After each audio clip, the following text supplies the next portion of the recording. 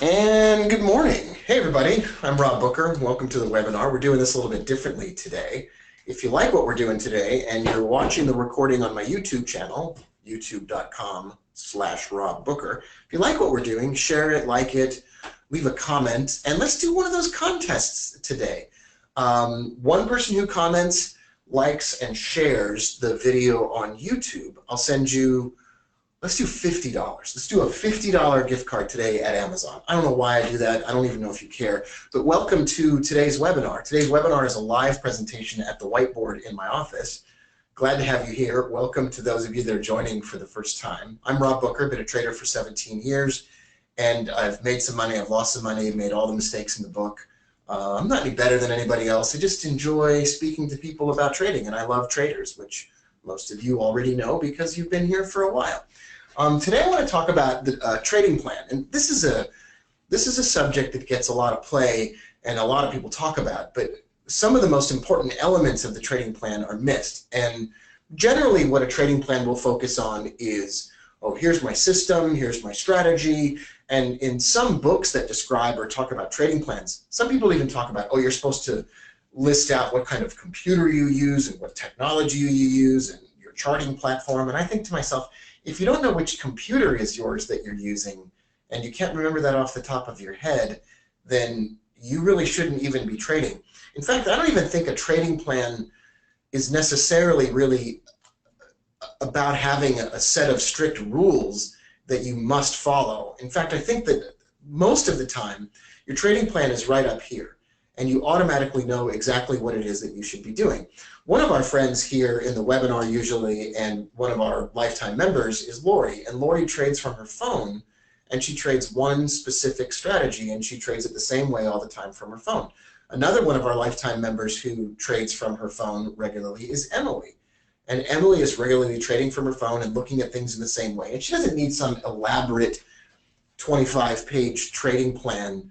I mean, nobody needs that. That's just garbage. And so instead of doing elaborate trading plans that list out stuff that you probably ought to know off the top of your head, I mean, if you have to write down what strategy you use, then, like, did you forget it? That's ridiculous. Okay, so I want to talk today about two elements of a trading plan that most people forget and most people overlook. And so here's the circle of control.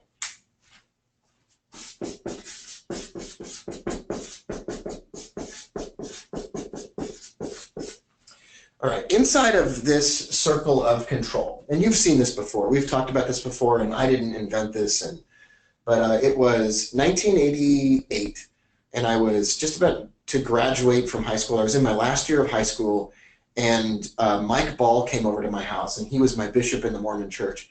And I remember I was going through a tough time. I wasn't living at home, and I was out on my own. I was like 16 years old. And I remember Mike Ball standing on the balcony of the place where I was living, and he drew this on a napkin or wherever it was. He drew this circle, and he drew another circle inside of it. And this is common knowledge, and everybody knows about this now. But back then, this was not common knowledge, and I'd never heard about this before. And he said, there's a circle of control. And inside the center circle, inside of number 1 right here, these are the things that you can control. This is the stuff that you have control over. And then outside of that circle is a group of things over which you have no control. And your goal in life is to focus on those things, the stuff inside circle number 1, the stuff that you have control over, the things that you can control. And if you focus on this area, life gets really good. And if you are constantly and obsessively focused on the things that you can't control, life is really chaotic and difficult and distressing. And I'll always be grateful to Mike Ball for having shared that with me, and I'll never forget that advice that he gave me, and I can remember it now as clear as it was then. It's clear to me now today. Well, how does this story apply to the world of trading? Well, there are in the world of trading, as you can guess,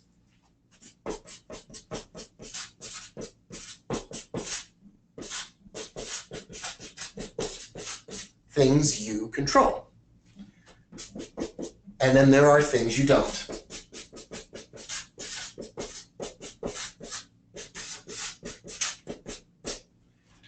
Let's talk about the things you control. You control your trade size. You control your trade size. Now that is absolutely within the boundaries of your own control. One of our lifetime members, Andrew Palladino, who's one of my favorite people in the whole world, and he's my partner in indicator development. Andrew Palladino has recently, in some of his trading, gone down to the smallest trade size possible. Now, Andrew Palladino is what I would refer to as a intermediate to advanced trader that has a lot of experience and has made pretty big trades and has been responsible for trades that have gone on pretty large trading accounts.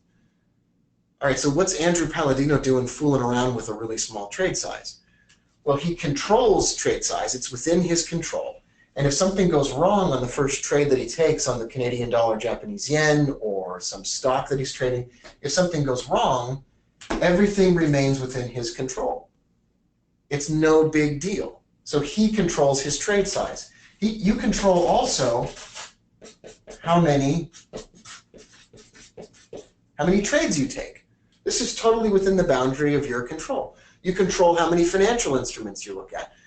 And I would recommend to you, and I would challenge you today, make a list of the things in your trading that you control. You control what days of the week you trade. You control if you're trading when you're super emotional, or when maybe you're disappointed in the way that somebody has treated you recently, or you feel like you've been used, or you feel like the world is crashing down upon you, or you can't wait to get out of rehab, or I don't know what, like whatever's going on in your life.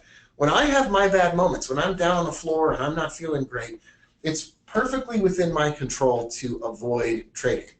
Now, also within my control is taking a trade when it appears and when it occurs. I got a text message from a listener of the Traders Podcast the other day, and he said, I just can't pull the trigger on the trades that I really know are the trades that I should be taking. And I thought to myself, hey, self, that's completely within the boundaries of a person's control.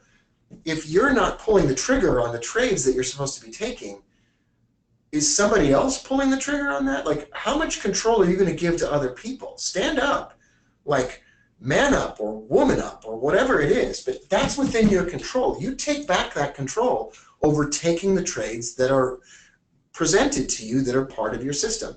Also within your control is to say no to trades that are not part of your system. It's totally within your control to avoid taking trades that maybe you see some windbag, blowhard, jackhole announce on Twitter that's a sure thing. Back in the year 2001, I was following this guy that was writing on fxstreet.com, and his name started with an H. I can't remember his name now. And I would follow this guy, and he said that he was working at a bank, and he saw all the trades that were coming through, and he would publish these alerts on fxstreet.com. And I religiously followed this guy, even though all the stuff that he was saying it didn't have anything to do with my own trading plan. Well, the biggest single percentage loss, percentage-wise, that I ever took, 90% of my account that I ever took, came from following that stupid guy's recommendations, because, of course, 20 out of 21 of those trades worked. And when it finally didn't work anymore, I was stuck taking that dummy's trades. And I kind of had let go of control. So my challenge to you once again today is list the things out that you control, that are within your power. Now, there's also things that you don't control. You don't control whether the British pound gets jacked up this morning. That's not within your control. We don't run the market. You can do all the meditation and affirmations and work with the law of attraction that you want, and you still don't control the movements of the currency market or the stock market or Donald Trump or Hillary Clinton or any other political figure. We don't control that. That's not within our control. So knowing that those things are not within our control makes me even more interested in focusing on the things that I can control. And let me give you an example of this. Because I can't control whether or not the market goes out of control and gets all crazy, I have to remember to keep my trade size low, so that when things go wrong that are not within my control, I can deal with it. I can't control whether a broker has a financial problem. Now, I can do all the work possible, it's within my control, to vet that broker, to work with a company or an introducing broker that has my interests at heart and can represent me when there's a problem. I can do everything within my power to research the broker, place some of my money with one broker and some of my money with another broker, so that if something goes wrong with a broker that's outside my control, I've at least done something to compensate for that. it's not within my control if a system stops working. So let's say that I'm trading a robot like the Finch, my robot that I love very much. I don't control whether or not that robot is going to go through a period of drawdown from April to June. I don't control that. I don't control the market. But I do control my trade size, and I do control my emotions. I do control how many financial instruments I trade that with, and I do control the ability to take a third trade to help my trades get out of trouble.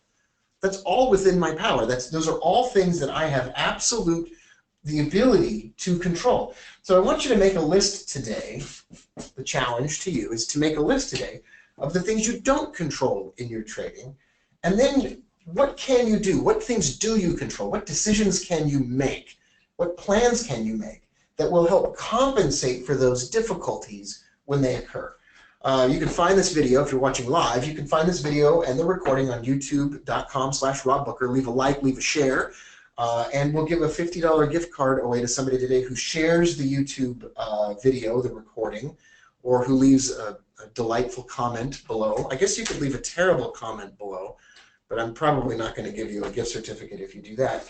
And I will see you all tomorrow live on YouTube on my channel. I'll see you live tomorrow. We're going to talk about the 80-20 rule for traders right up here at the whiteboard. And then I'll see you next time on our webinars. Have the best day ever, everybody. I'll see you next time.